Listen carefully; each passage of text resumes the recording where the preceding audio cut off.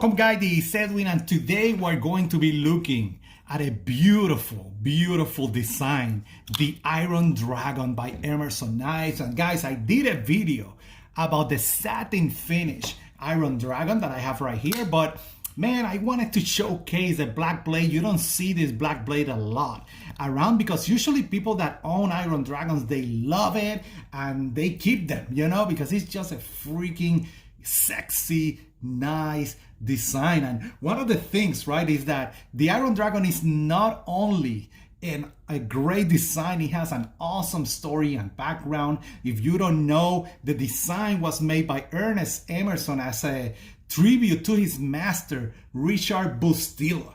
That's right, and if you don't know, Richard Bustillo is a master in martial arts.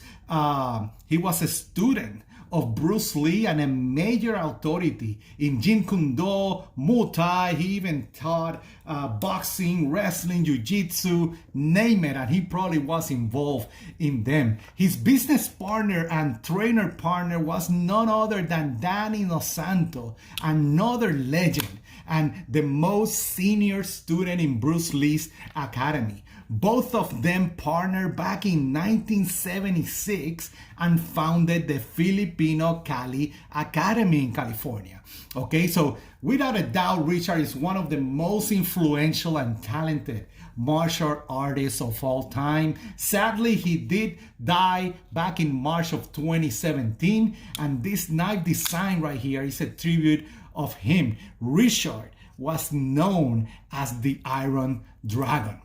Okay, so back in those days, Ernie moved to California, okay, to continue his martial art training, and he joins the Filipino Cali Academy, right? So he was a student of Richard and Danny Dos Santos. Very, very cool. Now let's look at this beautiful knife. This is a different design because that blade is riding on bearings. You have a steel insert for that lock interface, and you have a frame lock. So definitely a very different design that you're used to for other Emerson knives that usually are on washers and a liner lock.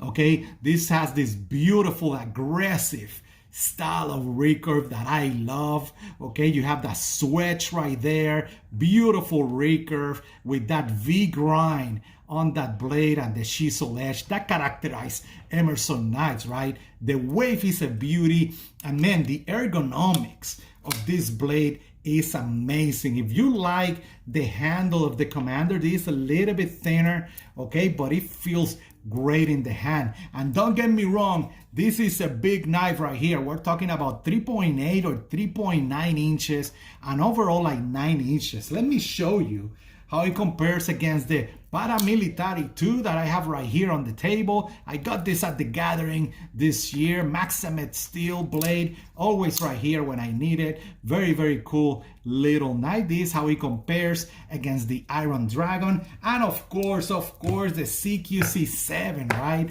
The classic. This is my beat up user. I need to send it for a spa session with Emerson Knives just so it gets some love in it. But this is how it compares against the Iron Dragon. 3.3 inches overall, like 8 inches on that CQC7, okay?